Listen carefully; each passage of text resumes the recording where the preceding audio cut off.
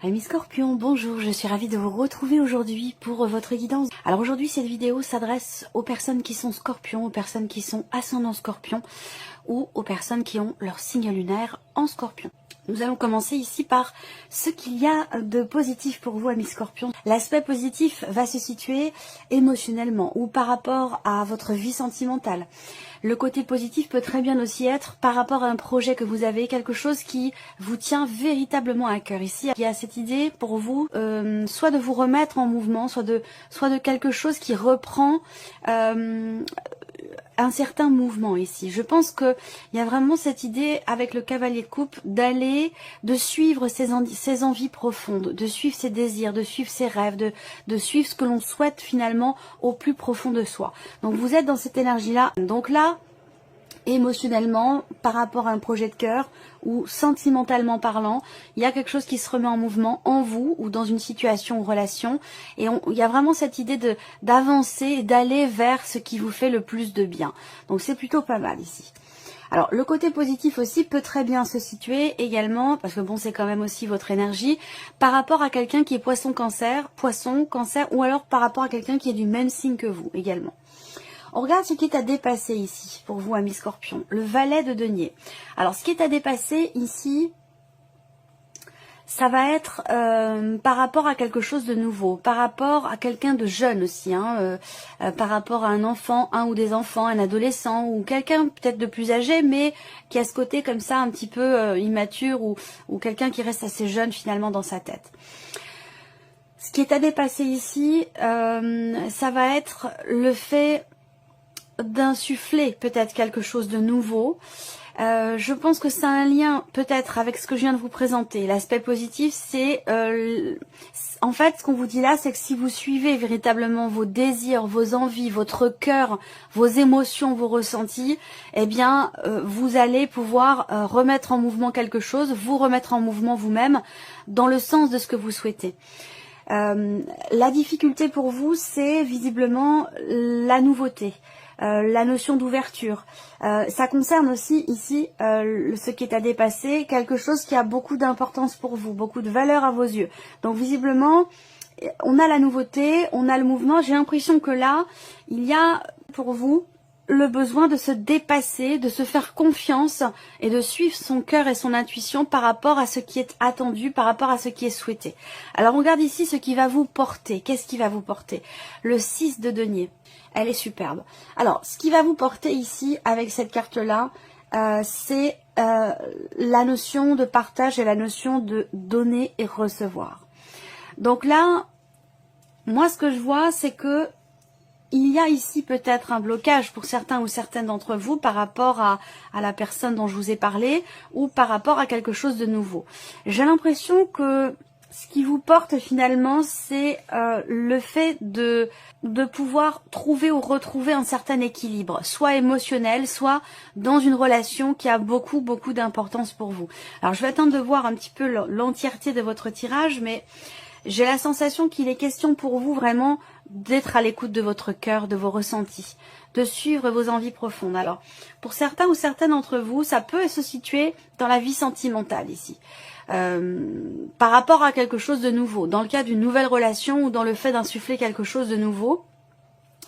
Il y a un désir, mais en même temps une difficulté à aller dans à vous investir dans cette relation nouvelle ou à insuffler quelque chose de nouveau dans une relation existante. Et ce qui va vous porter, c'est de vous dire que vous allez finalement récolter le fruit de vos efforts, récolter tout ce que vous allez recevoir, finalement le retour de tout ce que vous avez donné, de tout ce que vous avez investi. Voilà. Donc c'est très important pour vous de suivre votre cœur, de suivre vos ressentis, d'aller dans le sens de ce que votre cœur vous dit, d'aller dans le sens de ce que votre intuition vous souffle ici. C'est très important parce que cette carte, ça fait déjà 2 fois qu'elle ressort ici. Donc je pense que là, effectivement, soit c'est vous par rapport à vous-même, soit c'est par rapport aussi à quelqu'un qui est taureau, vierge ou capricorne. C'est tout à fait possible également. Alors, Le roi de denier, donc émotionnellement déjà on voit qu'il y a une certaine assise. Hein. Il y a une certaine assise parce que ce roi de denier, il y a ce côté très terre à terre quelque part par rapport à ce qui est vécu, ressenti.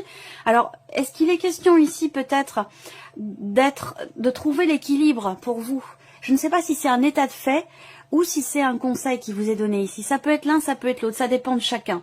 Ça dépend de votre situation. Mais ce que je ressens là, c'est quelqu'un qui est assez terre à terre et vous concernant bien sûr. Hein, l'idée d'être assez terre à terre est d'avoir besoin de se reconnecter à l'énergie du cœur, aux émotions, aux ressentis, aux sentiments et aux intuitions ici, pour que quelque chose bouge. On voit bien qu'émotionnellement pour vous, il y a quand même ici vraiment cette notion de mouvement. C'est quelque chose qui se remet en mouvement, que ce soit en vous, dans une situation ou dans un relationnel ici. Et c'est encore l'énergie au centre sur le plan émotionnel. Donc là, il y a vraiment un mouvement qui se fait. Il y a quelque chose qui bouge, qui change, qui évolue vers quelque chose de stable ici. Parce que le roi de denier, on a cette idée quand même ici d'une certaine stabilité sur le plan émotionnel. L'idée de bâtir quelque chose, de construire quelque chose. Émotionnellement, on voit bien que vous êtes très très investi par rapport à quelqu'un ou par rapport à un projet peut-être que vous avez, par rapport à une situation en particulier. On voit que vous êtes ici très très investi émotionnellement dans le fait de consolider, bâtir ou construire quelque chose, que ce soit relationnel ou situationnel. Et on voit que là, il y a vraiment quelque chose qui bouge, quelque chose qui avance. La roue de fortune aussi, c'est vraiment l'idée, j'ai l'impression de faire confiance aussi à l'univers, au destin, au fait que les choses changent, évoluent, bougent. De toute façon, quoi qu'il arrive, on n'a pas la main mise sur tout, on ne peut pas maîtriser certaines choses dans la vie, comme par exemple le temps. Il y a cette idée vraiment de s'en remettre finalement au destin, de s'en remettre à l'univers et de faire confiance ici à ce qui peut se passer pour vous. Et je ressens ici cette stabilité émotionnelle, cette confiance ici dans l'idée, dans le fait d'aller vers vos désirs, vos envies profondes, de suivre ce que vous souhaitez finalement au plus profond de vous-même. C'est quand même assez intense. Bon, on va continuer. Alors, on va regarder maintenant ce qui se passe pour vous, pour tout ce qui est matériel, financier, et tout ce qui est en rapport à vos activités et à votre vie professionnelle. Bon, alors là, professionnellement, il y a l'idée quand même ici de quelque chose qui est décidé par rapport à un engagement, par rapport à un contrat, que ce soit un contrat à venir ou un contrat qui est déjà existant. Là, il est question de trancher, de décider. Pour moi, il va y avoir un avant et un après. Pour certains ou certaines d'entre vous, il y a peut-être de l'hésitation dans le fait de rompre un contrat, dans le fait de décliner quelque chose ou dans le fait de changer de situation ici. Pour moi, il y a de l'hésitation. Pourquoi? Parce que la décision que vous allez prendre va vous faire bifurquer, va vous faire changer de route, de chemin. Et c'est une décision sur laquelle vous ne pourrez pas revenir. Donc c'est peut-être la raison pour laquelle il peut y avoir ici un petit peu de doute, d'hésitation, de questionnement. Ou peut-être que la réflexion est de mise ici, même si avec la faux, il y a quand même cette idée de prendre une décision quand même assez rapidement.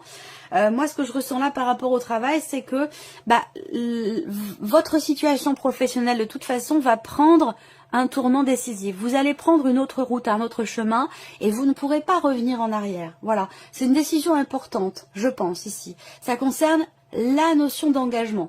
Donc le fait de vous engager dans quelque chose, de vous engager vis-à-vis de quelqu'un, ou à contrario pour certains d'entre vous, le fait de vous libérer d'un engagement ici. Quoi qu'il en soit, il est question de se positionner, de faire un choix, de prendre une décision qui vous emmènera certainement ici sur une autre route, sur un autre chemin. Alors peut-être que là, il est question aussi pour certains d'entre vous avec la faute, de trancher, de décider quelque chose par rapport à une situation dans laquelle vous tournez peut-être en rond, ou par rapport à une situation dans laquelle vous avez l'impression peut-être de tourner en rond. Quoi qu'il en soit, la décision que vous prendrez, j'ai l'impression qu'elle vous sera bénéfique parce que on a quand même ici, avec les symboles de cartomancie, une notion de succès, de réussite. Alors ce que je vois également, c'est l'idée de recevoir des nouvelles ici, d'une situation dans laquelle vous vous sentez peut-être emprisonné ou manipulé. Il y a l'idée de recevoir ici des nouvelles qui vont être positives pour vous. Ensuite, tout ce qui est matériel et financier. Alors là, on voit qu'il peut y avoir... il va y avoir des dépenses déjà de santé. Alors c'est pas forcément par rapport à la maladie ou un problème de santé. Ça peut être aussi des dépenses concernant votre bien-être, votre équilibre, concernant vos énergies. Donc c'est pas forcément par rapport à la maladie ou à un problème de santé, même si ça peut être le cas pour certains d'entre vous. Moi, ce que je vois plutôt là, c'est quelque chose qui n'est peut-être pas forcément remboursé, par exemple par la Sécu, vous voyez. Donc l'idée d'aller de consulter un énergéticien, de consulter peut-être aussi un... Je cherche le terme exact. Il est passé, le mot est passé et est reparti. Pour retrouver un équilibre alimentaire. Je cherche, le mot est parti. Un diététicien, voilà, énergéticien, diététicien. L'idée de s'en remettre ici, de consulter, de s'en remettre à quelqu'un qui est vraiment spécialisé dans son domaine par rapport à l'équilibre. Alors ça peut être très bien aussi le fait de consulter quelqu'un pour le bien-être ici. Donc ça peut être aller se faire masser, aller chez l'esthéticienne ou ce genre de choses. Vous voyez, ça peut être aussi ça. Alors après...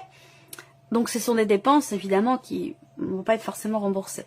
Ensuite, on a l'aspect financier ici, peut-être l'idée de recevoir également des nouvelles, même si je n'ai pas forcément les cartes qui me le montrent, mais voilà, évidemment je ne m'en remets pas qu'aux cartes.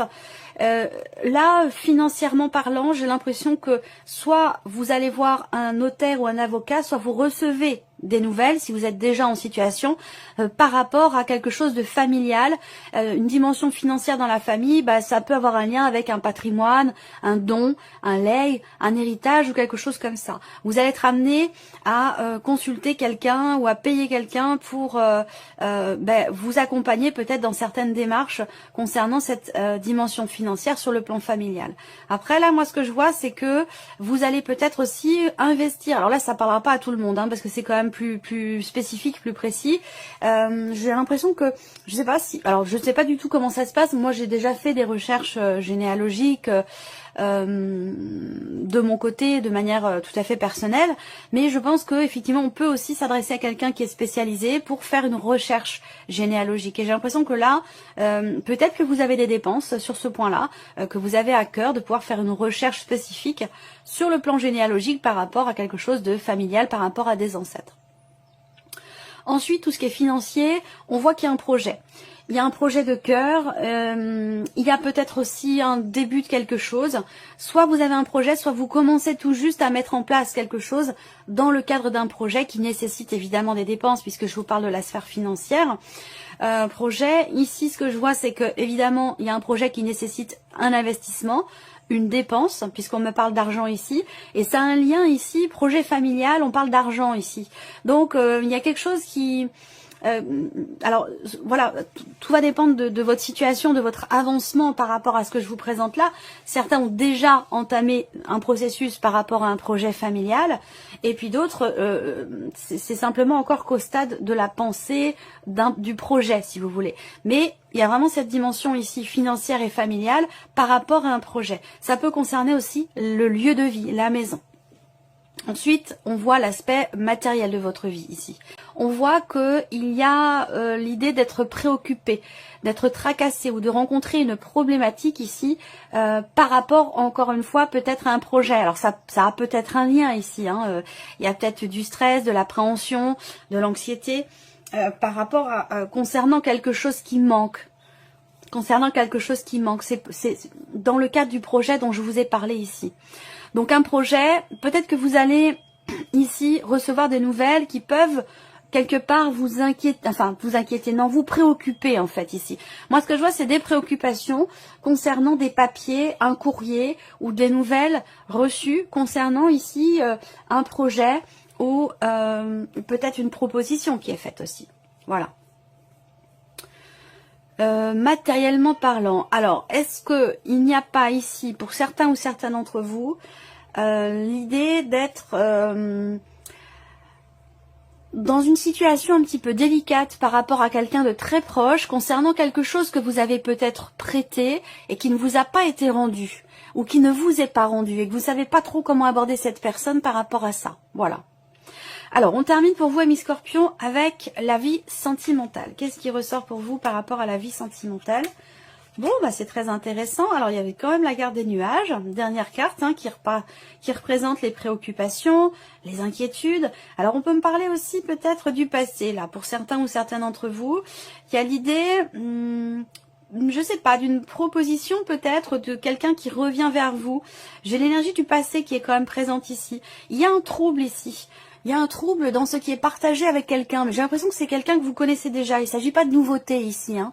Mais plutôt que, d'ailleurs, quelle que soit votre situation, hein, que vous soyez en couple ou célibataire, j'ai l'impression qu'il y a quelque chose qui vous trouble concernant ce qui est partagé avec une personne que vous connaissez déjà. Ça peut avoir un lien évidemment avec un ex, une ancienne relation ici.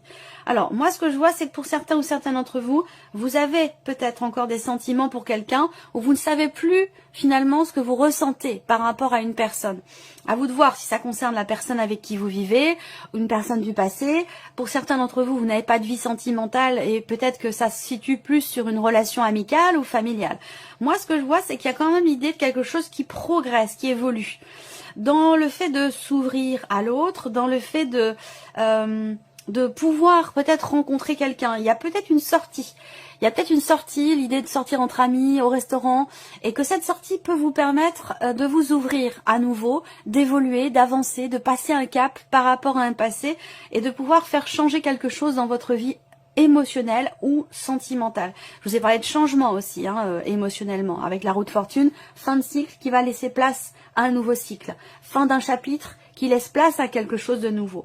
Donc là, avec la vie sentimentale, on ne parle pas de nouveauté à proprement parler, mais plutôt ici, peut-être pour certains ou certaines d'entre vous, d'un échange avec quelqu'un de votre entourage, ou avec une nouvelle personne qui est entrée dans votre vie sentimentale, un échange qui vous permet de passer un cap, d'évoluer, d'avancer, et de vous ouvrir finalement à l'amour. Peut-être que vous ne l'étiez pas jusqu'à maintenant, parce qu'il y a encore peut-être cette influence du passé ou l'idée d'être un peu confus ou confuse dans ce qui est ressenti, dans ce qui est vécu sur la vie sentimentale. Là, on voit bien qu'il y a une confusion dans les sentiments, dans les émotions, par rapport à votre vie sentimentale, une difficulté peut-être à y voir clair par rapport à ce qui est vécu ou par rapport tout simplement à ce qui est ressenti vis-à-vis d'une personne de l'entourage. Et là, on voit que les choses vont quand même évoluer certainement dans le bon sens parce que vous avez la carte de la cigogne. Mais c'est vrai qu'il y a une forme d'incertitude ici par rapport à un amour, par rapport à des sentiments. Il peut y avoir des doutes sur le plan affectif, dans une relation amoureuse. Il y a quelque chose qui est troublé ici, dans ce qui est partagé. Voilà, alors on termine votre tirage, amis Scorpion, avec un message ou un conseil. Alors, premier message pour vous ici. La lettre. Si vous avez une chose à exprimer avec confiance, osez la dévoiler. Quoi qu'il en advienne, ayez le courage d'être vous-même. Deuxième message pour vous. Vous avez le magicien. Se métamorphosant intérieurement pour modeler les événements, son potentiel est puissant. Ayez foi en votre pouvoir de transformer et de créer la vie que vous souhaitez éprouver. Et troisième message pour vous, vous avez la carte de l'absinthe. L'absinthe, vaine liqueur au jade reflet, en toute duplicité, vous ajourne la vérité. Sans illusion, en toute lucidité, affrontez la réalité pour pouvoir la transformer. Voilà pour vous, amis Scorpions. J'espère que cette vidéo vous a plu, que ce tirage résonne en vous. En tout cas, je vous remercie de votre présence, de votre fidélité. Merci pour tous vos messages. Et puis, on se retrouve très bientôt pour les prochaines vidéos. Au revoir.